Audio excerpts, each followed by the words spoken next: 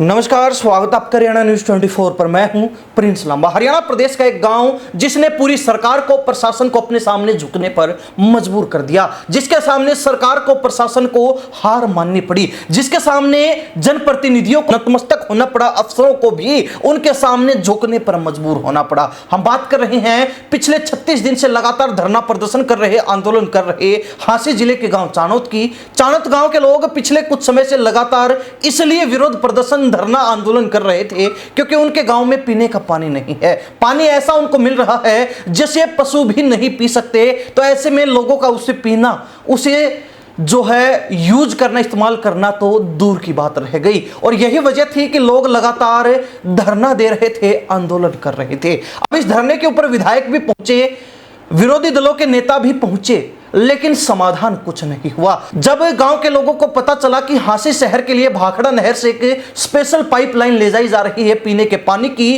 तो उस पाइपलाइन से गांव के लोगों ने मांग उठाई, अपनी आवाज उठाई कि हमें कट से ही यहां पर टी लगा के गांव को भी इस लाइन से पानी की सप्लाई दी जाए।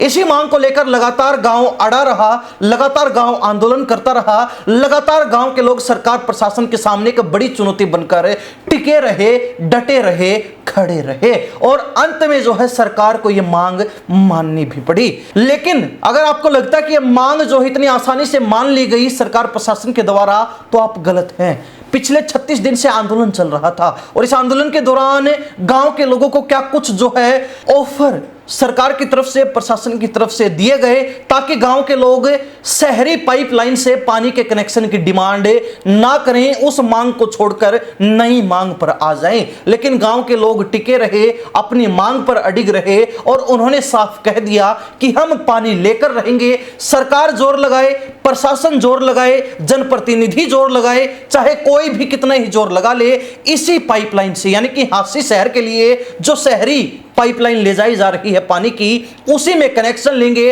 और पानी लेकर रहेंगे। अब सरकार भी और सबसे ज्यादा हांसी विधायक विनोद भयाना मुश्किलों में घिर गए, मुसीबत में फंस गए, बीच मझधार फंस गए। अब क्या करें, कहां जाए, इसीलिए उन्होंने तोड़ निकाला और गांव के लोगों को लोभ लालच दिया। लोभ लालच से मतलब है कि अलग अलग ऑफर दिए गए, उनकी समस्या के समाधान के लिए अलग अलग जो है प्रपोजल दिए गए।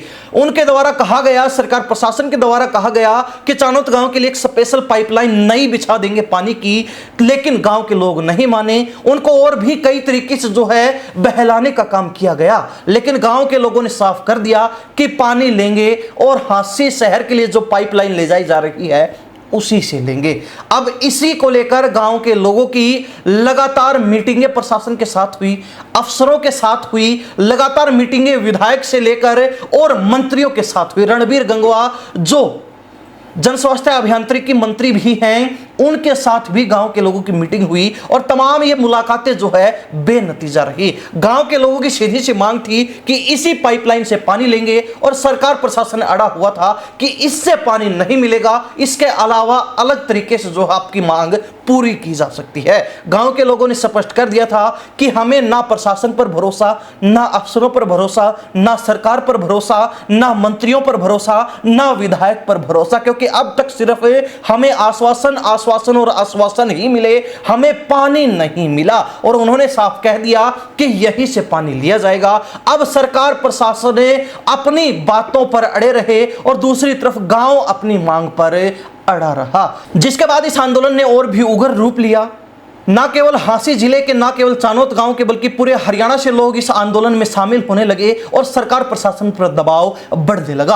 आखिरकार गांव के लोगों का गुस्सा फूट ही पड़ा और वो बड़ी तादाद में इकट्ठे होकर भारी संख्या में ट्रैक्टर लेकर हांसी जिला सचिवालय को घेरने के लिए निकल पड़े। उसके बाद सरकार पर और प्रशासन पर सबसे ज्यादा दबाव पड़ा और उससे अगले ही दिन जो है इस मांग को मान लिया गया। अब इस बीच एक और बड़ी बात यह निकलकर आई थी कि चानोत गांव के कुछ लोग अनशन कर रहे हैं, यानी कि उन्होंने जल, अन्न सब कुछ त्याग रखा है। आमरण अनशन पर जब तक पानी नहीं मिल जाता तब तक वो बैठे रहेंगे। जाएंगे ऐसा प्रण लेकर वो लगातार अनशन कर रहे थे, जिसमें एक दो लोगों की तबीयत भी बिगड़ चुकी थी और हालात हाथ से बाहर, काबू से बाहर निकल रहे थे, जिससे सरकार पर और प्रशासन पर गहरा दबाव पड़ा। क्योंकि अगर किसी एक व्यक्ति को कुछ हो जाए तो गांव ने स्पष्ट कर दिया था कि इसकी जिम्मेवारी स्थानीय विधायक विनोद भयाणा की, सरकार की और प्रशासन की जो डीसी, एसपी और तमाम बड़े अधिकारी हैं उनकी होगी अगर हमारे गांव के व्यक्ति को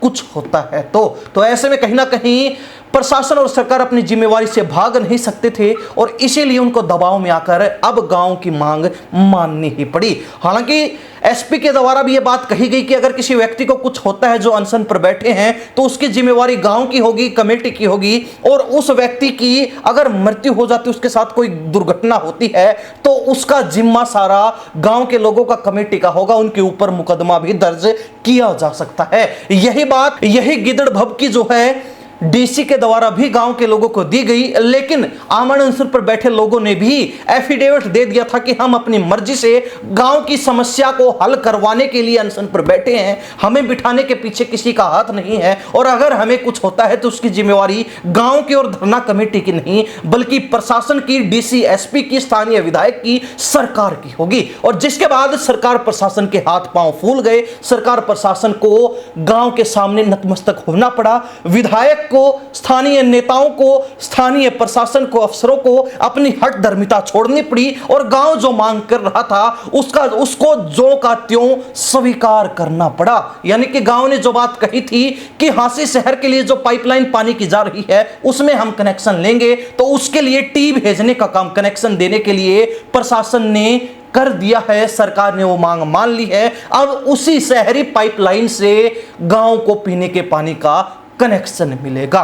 तो अंदाजा लगाइए कि जब एक गांव ने इकट्ठा होकर, एकजुटता दिखाकर, भाईचारे का संदेश देते हुए और लोकतांत्रिक तरीका अपनाकर सरकार प्रशासन पर दबाव बनाने में 36 दिन लगा दिए, तो कोई एक व्यक्ति अगर अपनी समस्या का समाधान करवाए तो उसको कितना समय लगेगा, यहां से अनुमान लगाया जा सकता है। लेकिन गांव के लोगों ने साफ बोल दिया था कि यह जो घमंड है, चाहे वो सरकार का हो चाहे वो प्रशासन का है, ये जो सरकार और प्रशासन हमारी मांग पूरी करने के बजाय हमारे सामने अड़े हुए हैं, इस घमंड को तोड़ने का काम करेंगे। और गांव ने अपनी बात पूरी करके दिखा दी। सरकार और प्रशासन जो बेवजह गांव के सामने अड़े हुए थे उनको कहीं ना कहीं पीछे हटना पड़ा, हट धर्मिता छोड़नी पड़ी, गांव के सामने घुटने टेकने पड़े और गांव की आखिरकार जीत हुई, आंदोलन सफल हुआ। अब गांव को टीम मिल चुकी है और बहुत जल्द कहा जा रहा है कि कनेक्शन भी हो जाएगा, गांव को पेयजल आपूर्ति